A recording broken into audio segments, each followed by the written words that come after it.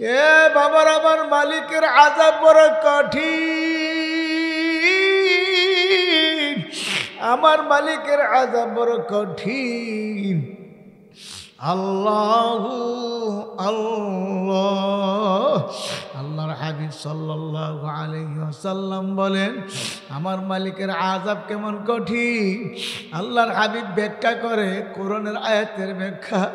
আমার মাওলা তো বলতে আছে, আম্মা মান সাকুলাত মাওয়াজিনুহু ফাহুয়া ফি ঈশাতির রাদিয়া ওয়া আম্মা মান খাফফাত মাওয়াজিনুহু ফাউম্মুহু হাবিয়া।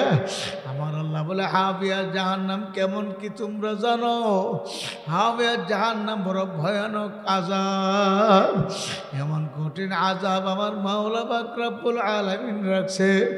হাবিয়া জাহান্নামের আগুন ব্যাপার আমার মাওলা কালামে পাকে বলে, নারুন হাবিয়া, হাবিয়া প্রজ্বলিত আগুন, এমন আগুন মাওলা জাহান্নামের আগুন বানাইছে, একটা সেকেন্ডের আগুন সহ্য করার ক্ষমতা কোনো মানুষের নাই। চরমনার মরহুম ইসহাক রাহমাতুল্লাহ আলাইহির ঘটনা শুনছি। বাবারে সফর করিয়া বাড়ি আসিয়া ছেলে মেয়েদের নিয়ে কি দোস্তরে খাইতেন। আল্লাহ আল্লাহ, কেন? নেক দিয়া দুনিয়ার 5 কেজি চাউল দেওয়া যায় না। কবর গিয়ে যদি বলেন ফেরেশতাদের, ফেরেশতারা আমার কোনো কিছু জিজ্ঞাসা কইর না, আমার দুনিয়ার মধ্যে ব্যাংকে কোটি কোটি টাকা আছে,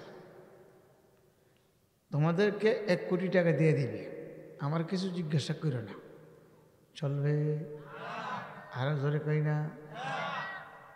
দুনিয়ার মধ্যে ওই নেক দিয়া কিছু ক্রয় করা যায় না, আখিরাতেও টাকা দিয়া কিছু হবে না। কথা ঠিক নেবে ঠিক? তাহলে আখিরাতে লাগবে নেক, আখিরাতে কি লাগবে? আরো জোরে। পৃথিবীর যতগুলো দেশ আছে প্রত্যেকটা দেশের যার যার মুদ্রা আছে কি নেই? বাংলাদেশের মুদ্রার নাম কথা কই না টাকা। সৌদি আরবের মুদ্রার নাম কি? রিয়াল। কুয়েতের মুদ্রার নাম হলো দিনার। আমেরিকার মুদ্রার নাম হলো ডলার। কথা ঠিক? আখিরাতের মুদ্রার নাম হলো সোয়াব, সোয়াব অথবা নেক। কথা ঠিক নেবে ঠিক? বাবারে দুনিয়ার ভেতরে এক এক দেশের মধ্যে এক একটা মুদ্রার নাম আছে। আখিরাতের মুদ্রার নাম হলো নেক। আল্লাহর রাসূল বলেন, কেউ যদি একবার সুবহানাল্লাহ সুবহানাল্লাহ পাঠ করে, আসমানের ভিতরে যত ফাঁকা জায়গা আছে সমস্ত ফাঁকা জায়গায় নেক দিয়ে পূর্ণ হয়ে যায়। আল্লাহর হাবিব বলেন, উম্মত কেউ যদি একবার সুবহানাল্লাহ পাঠ করো, বেহেশতের ভিতরে তোমার জন্য একটা গাছ হয়ে যাইবে। গাছটা হবে ফলের গাছ।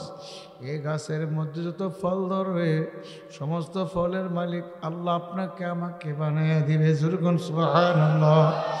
আল্লাহর হাবিব আরো বলছে, এক একটা ফলের ভিতরে কমপক্ষে 40 প্রকারের মজা থাকবে। সুবহানাল্লাহ। এত মজার ফল আমার মরা জান্নাতি বান্দা বান্দিকে দান করবে। এ আমার মুরব্বী বাবারা, ফজর নামাজের পরে জানামাজে বসে বসে 100 বার সুবহানাল্লাহ সুবহানাল্লাহ সুবহানাল্লাহ যদি কেউ পাঠ করে, আল্লাহর হাবিব সাল্লাল্লাহু আলাইহি ওয়াসাল্লাম বলিয়া গেছে, আমলনামার ভিতরে 100 গোলাম আজাদ করার সব জমা হয়ে যাইবে। এ বাবার গোলাম আমার নবীর জমানায় গোলাম বেচা কেনা হয়তো, ওই জমানায় একটা গোলাম ক্রয় করে আজাদ করে দিলে কত সওয়াব হইতো। আল্লাহর হাবিবের উম্মত 100 বার সুবহানাল্লাহ যদি পাঠ করতে পারো, তোমার আমল নামার ভিতরে 100 গোলাম আজাদ করার সওয়াব জমা হয়ে যাইবে। যদি ফজর নামাজের পরে 100 বার আলহামদুলিল্লাহ আলহামদুলিল্লাহ আলহামদুলিল্লাহ 100 বার পাঠ করতে পারো, 100 যুদ্ধের ঘোড়া সৎকা করার সওয়াব জমা হয়ে যায়।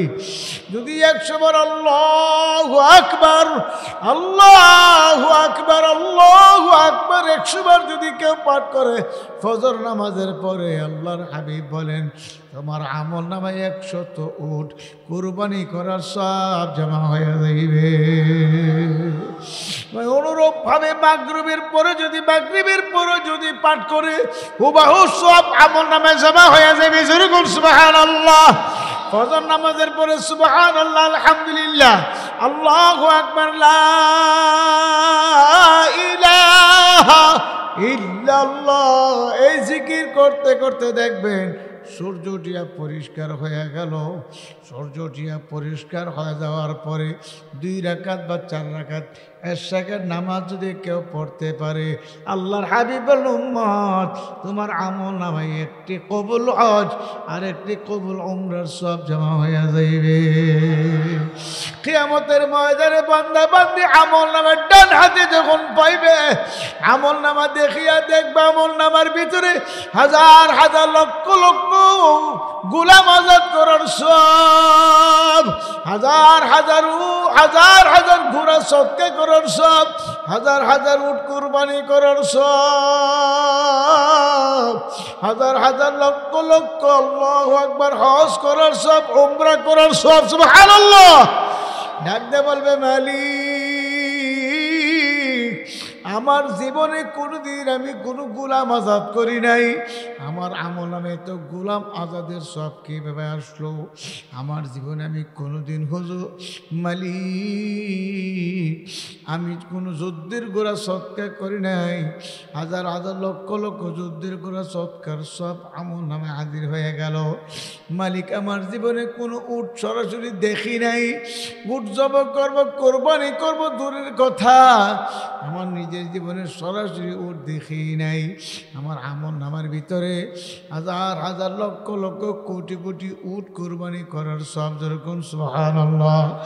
হে মালিক এ সবগুলো কিভাবে আমার আমল নামায় আসলো?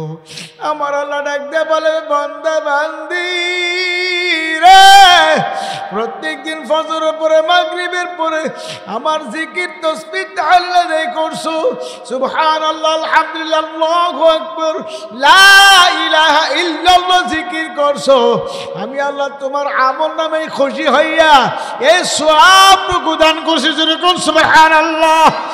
আল্লাহর পয়গম্বর বলে উম্মত তোমার ফরজ ইবাদত বন্দেগী, তোমার নফল ইবাদত, তোমার ফরজ ইবাদত বন্দেগী, তোমার ওয়াজিব ইবাদত বন্দেগীর মধ্যে যদি ত্রুটি বিচ্যুতি হয়ে থাকে, ও ত্রুটি বিচ্যুতিগুলো আমার আল্লাহ নফল সওয়াব দিয়ে পূর্ণ করিয়া দিবে। সবাই বলেন সুবহানাল্লাহ।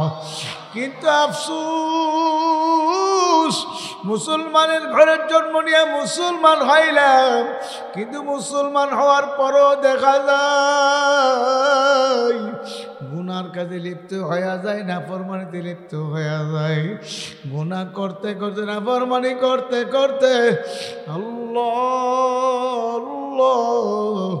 ওই নাফরমানি গুনাহ করতে করতে গুনার আড্ডায় বসতে বসতে নিজের নফসকে ধ্বংস করে ফেলাইছি, শয়তানের ধোঁকা ওয়াসওয়াসা পড়ে নিজের চরিত্র ধ্বংস করে ফেলাইছি। আরে বাজানারা ভালো করে বুঝিয়ে নেন, বোঝার জন্যে মাহফিল। আল্লাহর হাবিব সাল্লাল্লাহু আলাইহি ওয়াসাল্লাম ইরশাদ করেছেন আল্লাহ আমার মাওলা তো বন্দাবান্দির দিকে চাইয়া রয়েছে। আল্লাহ পাক রব্বুল আলামিন বন্দাবান্দির তামসা, বন্দাবান্দির বিচার চায় চায় দেখতে আছে। বন্দাবান্দি আমার মাওলার নিয়ামত ভোগ করে, আমার মাওলার নিয়ামত খাইতে আছে, কিন্তু আমার মাওলার শুকরিয়া আদায় করে না। আমার মাওলার নিয়ামত খায়ালিয়া ভোগ করিয়া আমার মাওলার হুকুম ঠিকভাবে মানে না। আমার মালিক ডাক দিয়ে বলনি, মুখ খারামের দলেরা, আমি তোদেরকে আমার বিচার চায় চায় দেখতে আছি। আমি মাওলা তোদের উপর আমার বিচার ছাড়িয়া দিলাম। এ নিমুখ কারণ নাফরমান নিজের বিচার নিজে করিয়া কবরে আইস। যদি নিজের বিচার নিজে করে কবরে আসতে পারো, তাহলে তোমাদেরকে আমি মাওলা আল্লাহু আকবার ও আখিরাতের রাস্তাকে সগুম করে দিব। জোরগুন সুবহানাল্লাহ। নিজের বিচার নিজে কিভাবে করবে? আমার মালিক বলেন, মুখ খারাম দলেরা, আমি তো মাওলা চায়া চায়া দেখতে আছি। আমার নিয়ামত খায়ালিয়া ভোগ করিয়া আমার হুকুম নামাজ আদায় করলা না, আমার হুকুম মোতাবেক চললা না। আমি মাওলা পাক রব্বুল আলামিন দেখি, আল্লাহু আল্লাহ, আমি মাওলা তোর বিচার চায়া চায়া দেখতেছি। আমি মাওলা এত সুন্দর তোর চক্ষু দান করলাম, আমার দেওয়া চক্ষু দিয়া দুনিয়ার কত কুদরত কত কিছু দেখলি। আমি মাওলাকে চিনলি না, নিমুখ খারাপ। আমার দেওয়া চক্ষু দিয়া কত নিয়ামত দেখলি, কত কুদরত দেখলি। আমি মাওলার নিয়ামতের শুকরিয়া আদায় করলি না।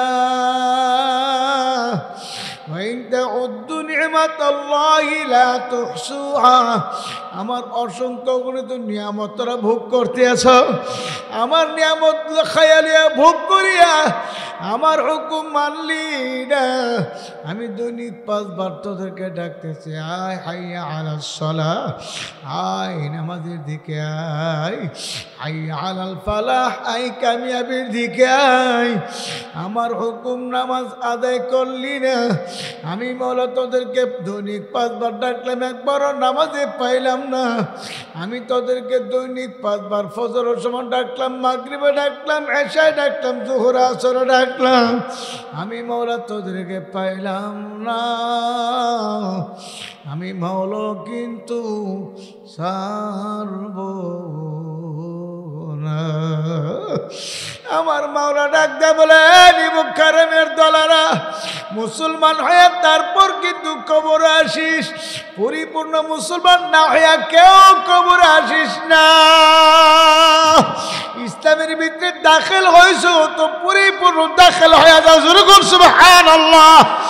এক পা ইসলামের ভিতরে আর এক পা ইসলামের বাইরে, এইভাবে চলবে না, চলবে না। ইসলামের ভিতরে পুরোপুরি দাখিল হওয়ার জন্য কে বলছে? আর জোরে বলেন কে? আমার আল্লাহ বলে, ইয়া আইয়ুহাল্লাযীনা আমানু দুখুলু ফিস-সিলমি কাফা। হে ঈমানদাররা, ইসলামের ভিতরে পরিপূর্ণ প্রবেশ করো। আল্লাহ আল্লাহ, পরিপূর্ণভাবে ইসলামের ভিতরে দাখিল হয়ে যাও। এখন আমার শায়েখ মুর্শিদ বলতেন, এক পা ইসলামের ভিতরে আর এক পা ইসলামের বাইরে, অর্থাৎ এক পা ঘরের ভিতরে আর এক পা ঘরের বাইরে। লোকটাকে কেউ বলবো না লোকটা বাইরে, কেউ বলবো না লোকটা ভিতরে, সবাই বলবে লোকটা বাইরেও না ভিতরেও না, মাঝামাঝি অবস্থায়। কথা ঠিক নেবে ঠিক। দরওয়াজার মাঝখানে যদি কেউ দাঁড়ায়া থাকে, এক পা ভিতরে আর এক পা বাইরে রাখে, কেউ তাকে পছন্দ করে না, ভালোবাসে না, কেউ তারে ভালো বলে না, সবাই তারে মন্দ বলে, গালিগালাজ করে, তাকে ধমক দিয়ে হাম্মুক। এক পা বাইরে আর এক পা ভিতরে, কেমন ভাবে দাঁড়ায় রইছ? অথবা বাইরে ঢুকুন অথবা ভিতরে চলে যাও। আব্দুল্লাহ ইবনে সালাম রাদিয়াল্লাহু তাআলা আনহু ইহুদি দরবারের একজন বড় আলেম ছিল। আল্লাহর হাবিবের কাছে এসে কালিমা পড়তে আসলেন। জোরে সুবহানাল্লাহ। আল্লাহর হাবিব সাল্লাল্লাহু আলাইহি ওয়াসাল্লাম তার মানে আল্লাহর হাবিব রুমাল বিছায়া দিয়ে বলে, হে আব্দুল্লাহ ইবনে সালাম, রুমালে বসে যাও। তুমি ইহুদি ধর্মের বিরাট বড় একজন পণ্ডিত ছিলা, আল্লাহর হাবিবের কাছে কালিমা পড়ে মুসলমান হয়ে গেল। মুসলমানদের জন্য উটের গোশত খাওয়া হালাল, ইহুদি ধর্মের জন্য উটের গোশত খাওয়া হারাম ছিল।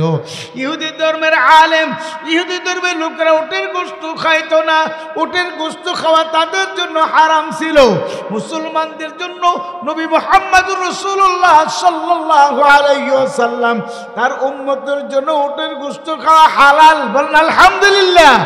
কিন্তু আব্দুল্লাহ ইবনে সালাম তো আগে কোনোদিন উটের গোশত খাই নাই, আগে তো হিন্দু ধর্মের মধ্যে ছিল। কিন্তু মুসলমান হওয়ার পরে সাহাবাদের সঙ্গে খানা খাইতে বসলে যখন উটের গোশত আসে, তিনি উটের গোশতকে পাঁচ কাটিয়া যা, উটের গোশতটা তিনি খাই না। সাহাবায়ে কেরাম বলেন, ব্যাপার কি? আপনি প্রত্যেক সময় সময় দেখি উটের গোশত আসলে আপনি খান না, ধরেনও না, শোনো না, আপনি এটাকে পাঁচ কাটিয়া চলিয়া যান। উটের গোশতর ব্যাপার আপনার সমস্যাটা কি বলেন? তখন তিনি বলেন, তোমরা খাও, আমার একটু সমস্যা আছে। বলে, আপনার কি সমস্যা বলেন?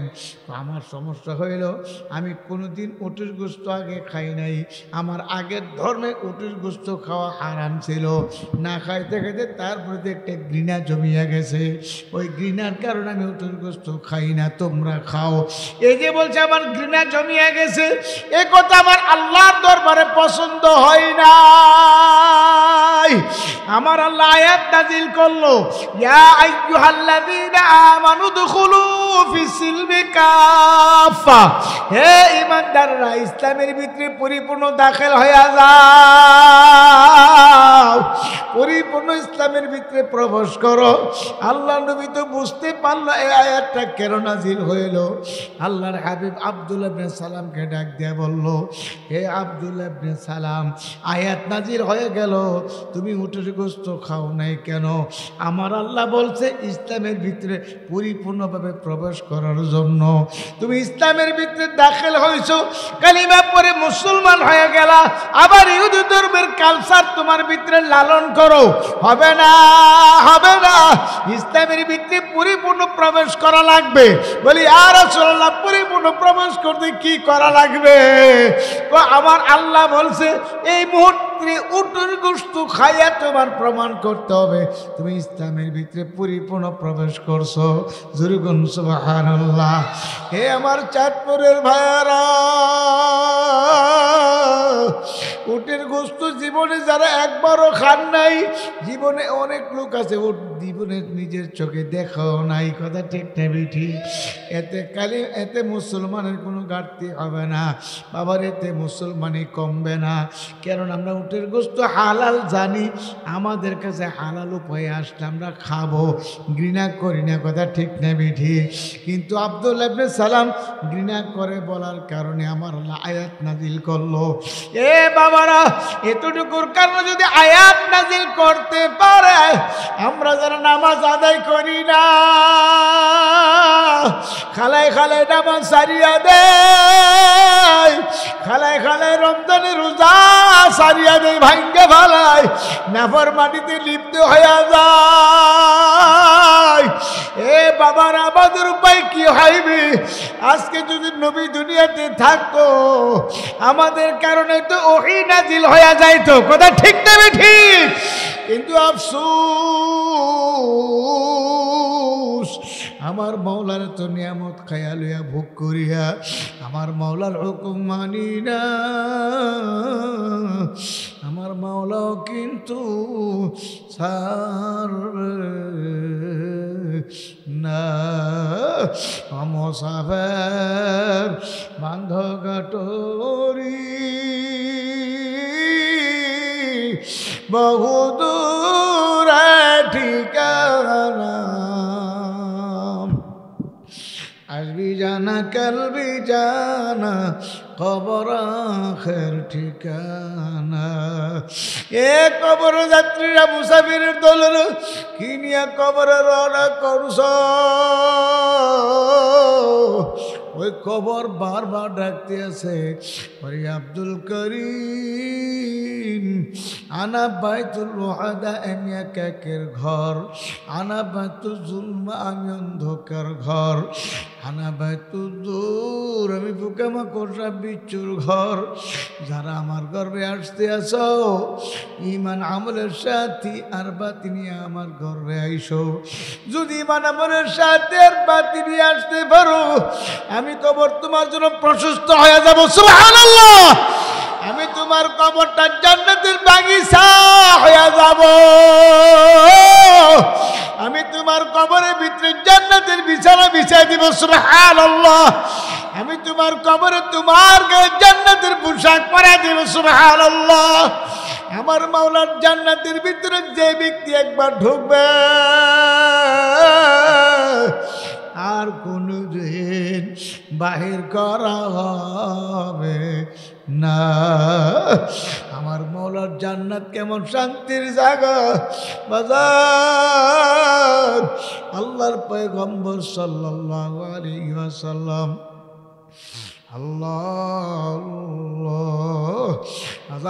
জান্নাতের ভিতরে ঢুকলো, জান্নাত দেখলো।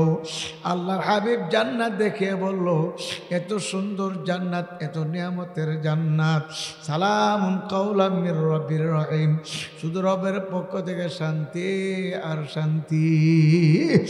যাকে একবার জান্নাতের ভিতরে ঢুকানো হবে, আর কোনোদিন বাহির করা হবে না।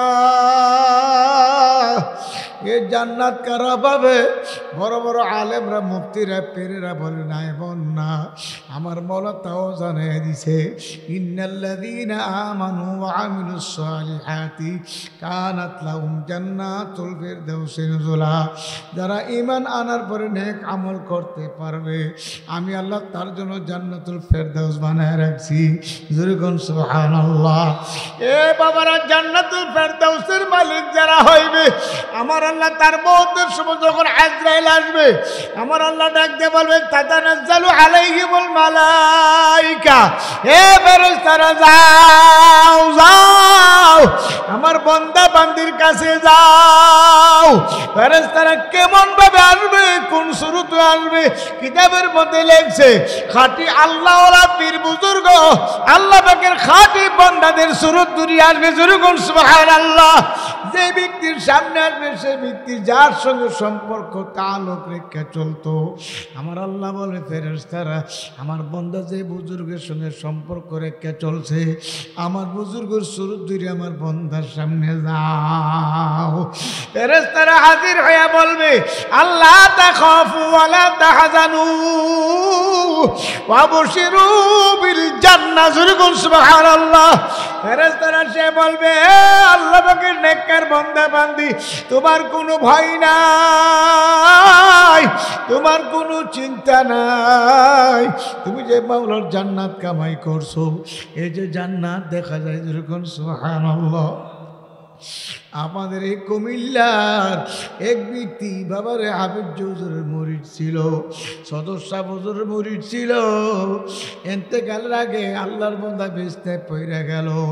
এলাকার ইমাম সাহেবরা, মুসল্লিরা বলে, চলো অমুকের বাবা মুরব্বী মানুষ বিছনায় পড়ে গেছে, তারে দেখতে যাই।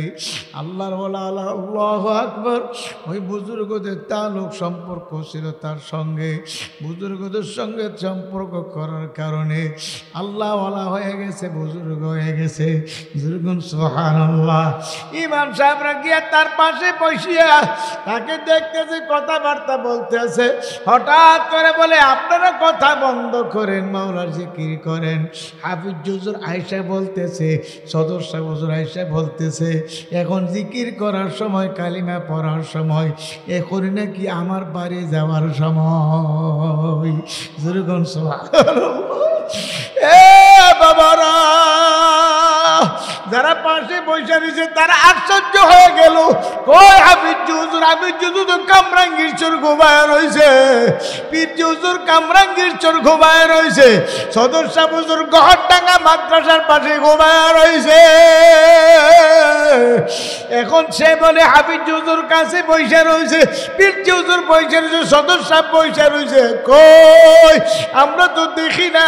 তখন বলে তোমরা দেখবা না, আমার পাশে বসে বসে বলতে আছে এখনই কালিমা পড়ার সময়, কালিমা লা ইলাহা ইল্লাল্লাহু মুহাম্মাদুর রাসূলুল্লাহ কালিমা পড়তে পড়তে দুনিয়া থেকে বিদায় হয়ে গেল।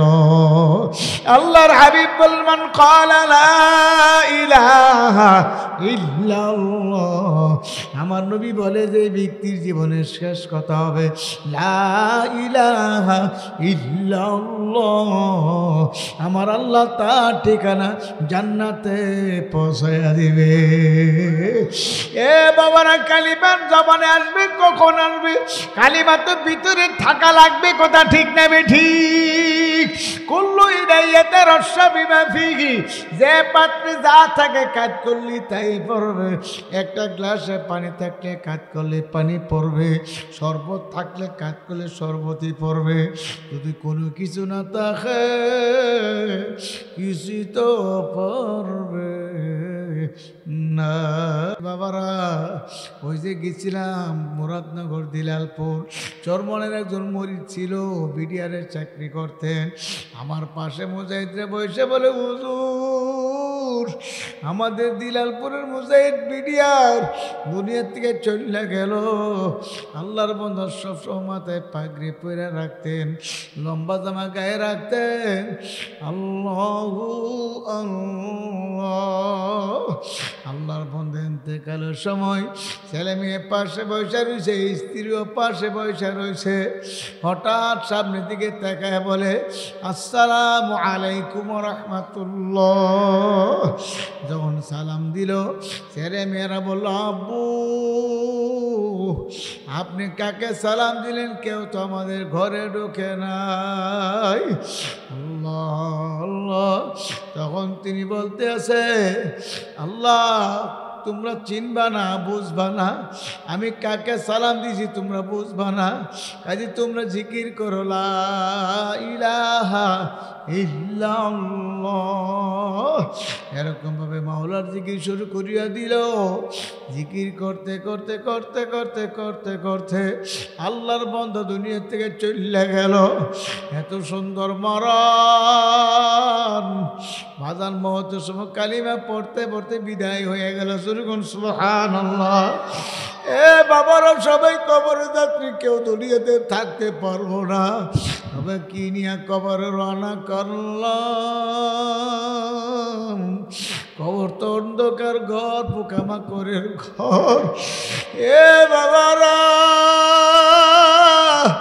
আজকে বশিরুল্লাহ রহমাতুল্লাহ আলাইহি দুনিয়াতে নাই। আমার মওলা তাকে কেমন কবুল করা করছে। ছিল আলেম হাফেজ, নাদিরত করে আলেম হাফেজ মুফতি মুহাদ্দিস। আমার মওলা কেমন কবুল করা করলো।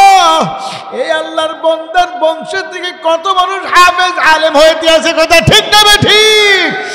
আল্লাহ আল্লাহ, আমার মালিকের দরবারে প্রিয় হয়ে গেল। আমার মালিকের দরবারে প্রিয় হয়ে গেল। আল্লাহ আল্লাহ, যদি আমার মাওলার কাছে প্রিয় হইতে পারি, আমার মাওলা পথে ফালাইয়া দিবে না, নদীতে বাসায় দিবে না, আগুনও ফালাইয়া দিবে না। আমার মাওলা টান্না টান্না রহমতের কুলে জড়াইয়া লইবে। সবাই বলেন সুবহানাল্লাহ। এই জন্য আমার বাজানদেরকে বলবো, নিঃশ্বাসের নাই বিশ্বাস।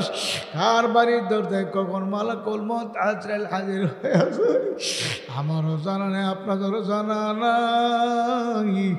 আজকের মাহফিল কি জীবনের শেষ মাহফিল মনে করিয়া চক্ষুটারে একটু বন্ধ করে মনের বোঝাবো রে মন, কি নিয়ে রওনা করছো রে মন। ওরে মন, কি নিয়ে রওনা করছো? ওই কবর তো নির্জন ঘর, অন্ধকার ঘর। ওই অন্ধকার ঘরের ব্যাপারে আল্লাহর হাবিব বল উম্মতেরে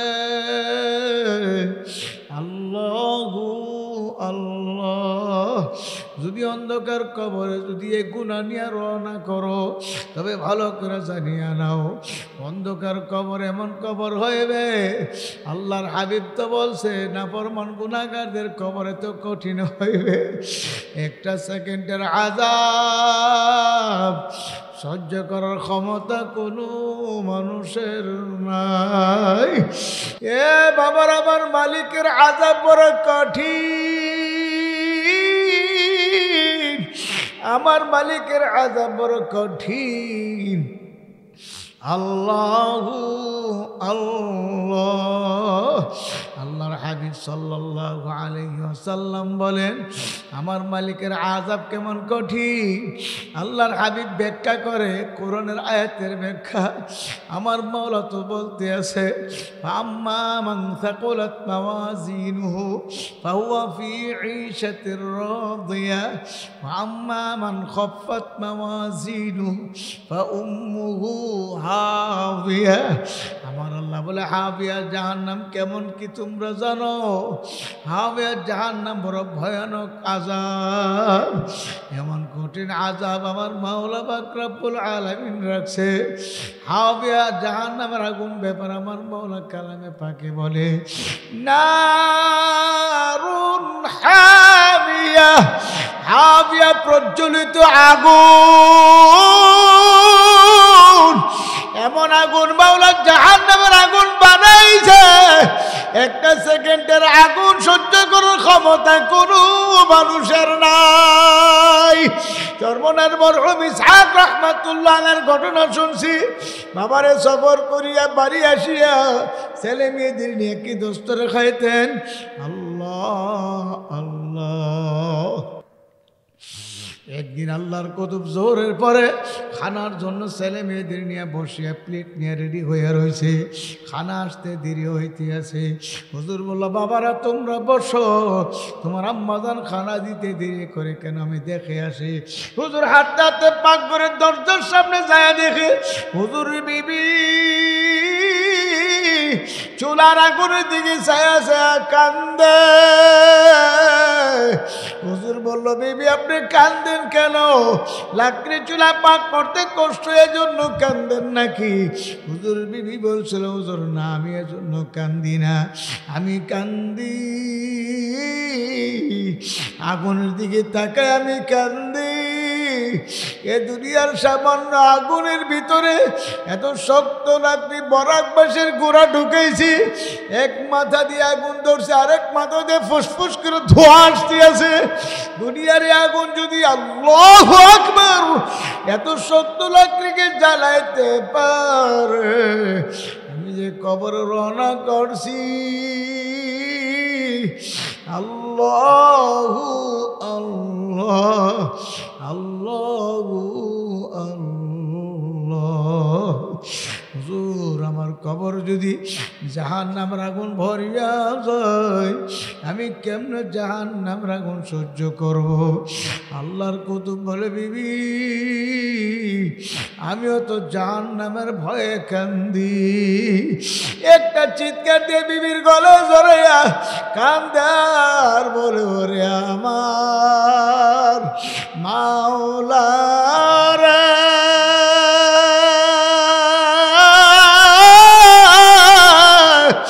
ওরে আমার মাবুদ রে, তুমি যদি মাফ না করো এ আগুন কেমনে সহ্য করব রে। আরে আল্লাহ হে আমার মুরব্বী বাবারা,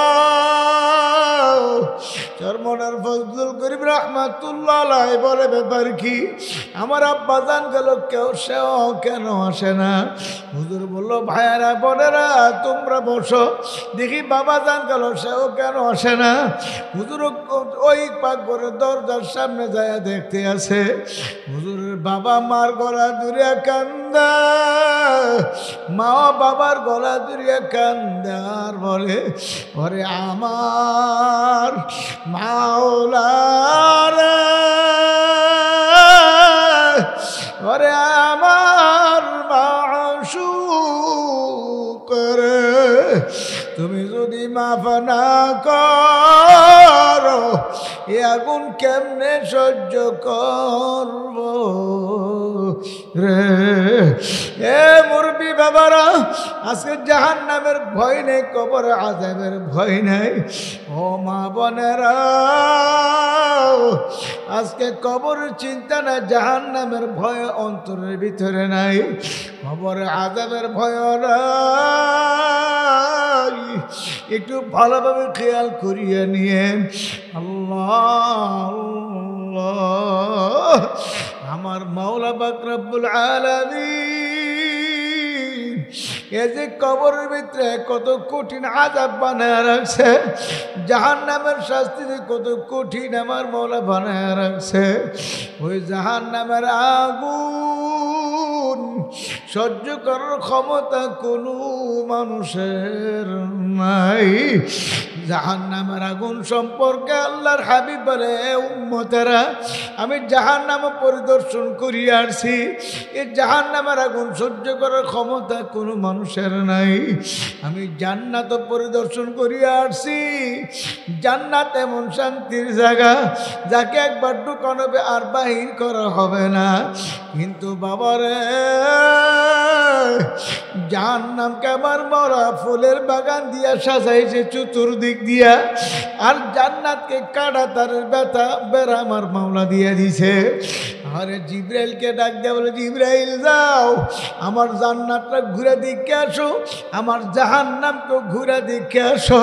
জিব্রাইল আলাইহিস সালাম জান্নাত দেখিয়া বলতেছে, মালিক এই জান্নাতের চতুর্দিকে কারাটারের বেড়া লাগাইছো, এই কারাটার ভেদ করিয়া তোমার বান্দাবান্দি জান্নাতে কেমনে যাইবে?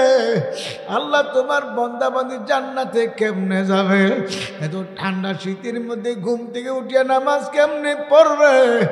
আমার মালিক এ কারাটার বেড়া ভাঙ্গা কেমনে জান্নাতে যাবে? আমার বুঝে আসে না। জাহান্নাম দেখে আসলো, জাহান্নামের চতুর্দিক দিয়ে ফুলের বাগান সাজাইলো, ডাক দিয়ে বলল, মালিক আমার তো ভয় লাগে। ওই জাহান্নামের চতুর্দিকে ফুলের বাগান, ওই ফুলের বাগানের সৌন্দর্য দিকা চাকচল্যতা দিকা না জানে আপনার বান্দা বান্দিরা জাহান্নামে লাফায়া লাফায়া পড়তে থাকে। আমার নবী আফসোস করে, ওরে আফসোস, জাহান্নামের আগুনের চতুর্দিক দিয়ে ফুলের বাগান সাজাইছে, এ ফুলের বাগান দিকে না যারা উম্মত পাগল হইয়া জাহান্নামের আসামি হইয়া যায়। একটা সেকেন্ডের আযাব সহ্য করার ক্ষমতা পৃথিবীর কোনো মানুষের নাই। হে বাবারা, হে পর্দার আলের মা বোনেরা, আজকে আমার আপনার জাহান্নামের ভয় নাই, আজকে আমার আপনার কবরের চিন্তা নেই, কবরের ভয় নাই। আল্লাহ আল্লাহ আল্লাহর হাবিব মেহের আল্লাহু আকবার সফরে যাইতে হযরত ফাতেমাকে দীক্ষা যাইতো, আবার সফর থেকে আয়েশা আবার ফাতেমাকে আগে দেখতো। যখন সুবহানাল্লাহ, আল্লাহর নবী তার কলিজার টুকরা ফাতেমাকে ওয়াজ করে, হ্যাঁ ফাতেমাতি ইনকাদি নাফসাকি মিনান নার, হে ফাতেমা তোমাকে তুমি জাহান্নামের আগুন থেকে বাঁচায় তারপর কবরে যাইও। আল্লাহর হাবিব তার মেয়েকে যদি এমন ওয়াজ করতে পারে, আমার বা উপায় কি? আপনাদের বা উপায় কি? বাবা, হে পর্দার আল্লাহর মা বোনেরা, ভালো করে শুনিয়া রাখেন। আল্লাহর হাবিবের কলিজার টুকরা হযরত ফাতেমা রাদিয়াল্লাহু আনহাকে আল্লাহর হাবিব স্বপ্ন দেখাইলো, হে ফাতেমা আমি তোমাকে তালাশ করতে আসি। বাবা কেন তালাশ করেন? আমি তোমাকে নেওয়ার জন্য আসছি। আজকে সিহরি খাইবা আলীর ঘরে, ইফতারি করবো আমি বাবার সঙ্গে জান্নাতের ভিতরে। সবাই বলেন সুবহানাল্লাহ। হযরত ফাতেমার বুঝার আর বাকি রইল না, আজকে যে তোমার বাবার সঙ্গে ইফতারি জান্নাতের ভিতরে করব আমার বাবা বলিয়া গেছে, বুঝা গেল আজকে দুনিয়াতে থাকবো না। আজকে ইফতারের আগে দুনিয়া থেকে বিদায় হয়ে যাব। ফাতেমার ঘরে কতগুলা রুটির খামির ছিল, কাই ছিল, ওই কাইগুলা দিয়া ফজর পরে জিকির আজকার করিয়া অজিবা শট করিয়া পাক করে যাইয়া ওই কাইগুলো দিয়ে রুটি বানাইতে লাগলো। হযরত আলী মসজিদ থেকে নামাজ পড়িয়া ঘরে যাইয়া দেখে ফাতেমা জানামাজের মধ্যে নাই। ফাতেমা কই? ফাতেমা তো জানামাজের মধ্যে থাকে, তাসবিহ তাহলিল জিকির আজকার করে, আমি এসে জানামাজে পাই। আজকে ফাতেমা কোথায়? তালাশ করতে করতে দেখে পাক ঘরের ভিতরে রুটি পাকাইতে আছে। হযরত আলী ডাক দিয়ে বলে, ফাতেমা এখন আবার রুটি পাকাও কেন? আমাদের ঘরে যে রুটিগুলো আছে 2-4 দিন যাইবে, এখন তো আর রুটি পাকাবার দরকার ছিল না। ফাতেমা কান্দে বলে, আলী আমার আব্বা জান আমার স্বপ্ন দেখাইছে, আজকে আলীর ঘরে সেহরি খাইবা, ইফতারি করবা আমি বাবার সঙ্গে জান্নাতের ভিতরে। ওরে আলী তোমার ঘরে আসিয়া তোমার ঠিকভাবে খেদমত করতে পারি নাই, আমি নবীর মেয়ে আজকে চলিয়া যাব, আমারও পর্দা বিরাইক্ষণ, আমারও দয়া করে মাফ করিয়া দিও। হযরত আলী হাতের মধ্যে ধরিয়া একটা চিৎকার দিয়ে বলে, ফাতেমা এ ফাতেমা তুমি কি বলো? তুমি তো দু জাহানের বাদশার মেয়ে, কলিজার টুকরা। আমার নবী তোমারে কত ভালোবাসে, মহব্বত করে।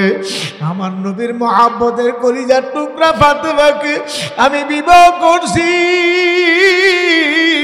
আমার মতো একটা গরিব করে তুমি আসো, ঠিকভাবে তোমার 2 বেলার 2 মুঠ খাবার খাওয়া তৃপ্তি দিতে পারি নাই, ভালো 2টা কাপড় তোমারে পরাইতে পারি নাই। ফাতেমা তুমি আমারে মাফ করিয়া দাও। কিয়ামতের ময়দানে যদি আমার মাওলার দরবারে আমার বিরুদ্ধে নালিশ করো, আমি আলী তো উপায় থাকবে না। ফাতেমা ডাক দেয় বলল, হে আলী আমি এতেকালের পর আর ঘোষণা করবো না, এলান করবো না। বলে কেন? এলান করলে নবীর সাহাবীরা জমা হইয়া যাইবে, আমার পর্দার খালাপ হইয়া যাইবে। হে ফাতেমা পর্দার খালাপ কেমনে হইবে? তুমি তো কাপড়ের ভিতরে থাকবা। হ্যাঁ কাপড়ের ভিতরে থাকবো কথা ঠিক, নবীর সাহাবীরা দেখবে নবীর কলিজার টুকরা ফাতেমা কতটুকু লম্বা, কতটুকু মোটা ছিল, এটা যদি দেখি আন্দাজ করতে পারে না যেন আমার পর্দার খারাপ হইয়া যায়। আমার পর্দার খারাপ হইয়া গেলে আমি মাওলার দরবারে কি জবাব দেব? আমার রাতে রাতে কাফন দাফন করিয়া দিও, এলান করিও না। আল্লাহু আল্লাহ। এমনি হাসান হুসেন ঘরে এসে দেখে মা কান্দে, বাবা কান্দে। হাসান হুসেন বলে, আম্মু তুমিও কান্দো, আব্বু কান্দে, ব্যাপারটা কি, কেন কান্দতে আসো? ফাতেমা ডাক দেয় বলে, বাবা যাও তোমার নানার কাছে যাও, রওজা মুবারকে যাও। আমি ফাতেমা কেন কান্দি? তোমার নানা বলতে পারবে, আমি বলতে পারবো না। দৌড়ে রোজার কিনারে যাইয়া ডাক দিয়ে বলি, আর জাতি আল্লাহু আকবার, ওগো নানাজি। আমার আম্মা কান্দে, আমার আব্বা জানো কান্দে। কান্নার কারণ জিজ্ঞাসা করার পরে বলল, আপনি বলতে পারবেন কেন কান্দে?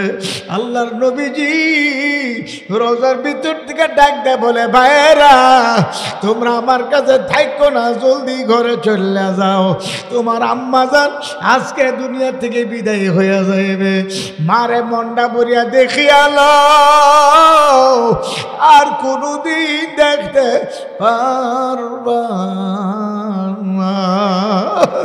ঘরে আসিয়া দৌড়ে আসে, জরে হাতরা কান্দা বলে, মা তুমি দুনিয়া থেকে বিদায় হইয়া যাইবা, আমার নানাজি বলছে তোমার মন করে দেখার জন্য। সুবহানাল্লাহ। আরে ফাতেমা বিদায় হয়ে যাওয়ার পরে গোসল করা কাপড় পরে জানাজার মাঠে নিয়ে যাবে। এখন 4 জন তো লাগবে খাটিয়া ধরার জন্যে, 3 জন তো খাটিয়া দিতে পারবে না। হাসান হুসেন আলী বাপ ছেলে 3 জন, তারা কেমনে খাটিয়া ধরিয়া নিবে? আমার নবীজি আবু যর গেফারিকে স্বপ্ন যুগে বলে, আবু যর গেফারি যা যা আমার কলিজার টুকরা খাতুনে জান্নাত ফাতেমার খাটিয়াটা দরিয়া জানাজার মাঠে হাজির করো। হযরত আবু যর গেফারি হাজির। আলী ডাকতে বলে, আবু যর আমি কাউকে জানাই না, এলান করি না, তুমি কেমনে জানলা? আবু যর গেফারি বলে, ও আলী তুমি এলান না করলে কি হবে? আমার জানাবার মতো একজন মদিনায় ঘুমায় রইছে, মদিনার নবী আমার জানাইছে হযরত ফাতেমার খাটিয়া ধরার জন্য। আমি নবীজির কথায় আমি চলে আসছি। জানাজা পরে খাটিয়া ধরিয়া কবর নিয়া কবরে শুয়াইয়া সবাই 4 করে চলিয়া যায়। হযরত আবু যর গেফারি যাই না কবরের পাশে দাঁড়ায়া দাঁড়ায়া ডাকতে বলে, কবর রে জানোস তোর মধ্যে কাকে রাখছি? হাসান হুসেন জান্নাতের যুবকদের সর্দারের আম্মা জান, খবরদার বেয়াদবি করবি না। কবর কোনো জবাব দিল না। আবার বলে, কবর রে জানোস তোর মধ্যে কাকে রাখছি? শেরে খুদা হযরত আলীর বিবি, খবরদার বেয়াদবি করবি না। কবর কোনো জবাব দেই না। আবার বলে, কবর জানোস তোর মধ্যে কাকে রাখছি? 2 জাহানের বাদশাহ নবী মুহাম্মদুর রাসূলুল্লাহ সাল্লাল্লাহু আলাইহি ওয়াসাল্লামের কলিজার টুকরা ফাতেমাকে রাখছি, খবরদার বেয়াদবি করবি না। খবর ডাক দে বলে, আল্লাহ ডাক দেন, আল্লাহ ও মালিক আমার জবানটা খুইলা দাও, আমি আবু যর গেফারির সঙ্গে 2-1টি কথা বলতে চাই। আমার আল্লাহ কবর জবান খুইলা দিল। খবর ডাক দেয়া বলো, ওরে আবু যর গেফারি আমি জান্নাতের যুবকদের সর্দারের মাকে চিনি না, আমি আলীর বিবিকে চিনি না, নবীর কলিজার টুকরা ফাতেমাকে চিনি না। আমি চিনি ঈমান আর আমল নিয়ে যারা আসতে পারবে, আমি কবর সদ্ব্যবহার করব। ঈমান আমল ধ্বংস করে যদি আমার ঘরে আসে, আমি কবর এমন ভাবে চাপ মারবো, 1 বছর হাঁটে আর 1 বছর কটপট করে ঢুকে ভালাবো। সহ্য করার ক্ষমতা কোনো মানুষের নাই।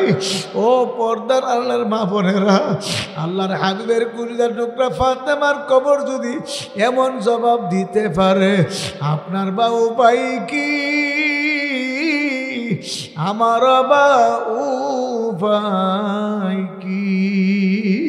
হে বাবারা, ওই ঘটনার পর থেকে আবু যর গেফারি রাদিয়াল্লাহু আনহু ইন্তেকালের আগ পর্যন্ত কোনো একদিন একটা হাসিও দেয় নাই, শুধু কান্দে আর কান্দে।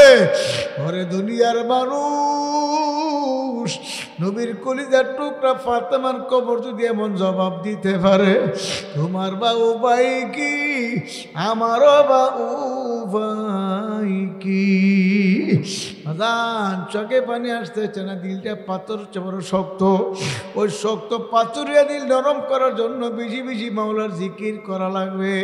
যখন বলবো লা ইলাহা ইল্লাল্লাহ, খেয়াল করব আল্লাহ বাদা কেহ মাবুদ নাই। যখন বলবো আল্লাহ, খেয়াল করবো আমার কলবে আল্লাহ আছে। আল্লাহ আল্লাহ বলবো, খেয়াল করব আমি আমার মাওলাকে ডাকতে আসি।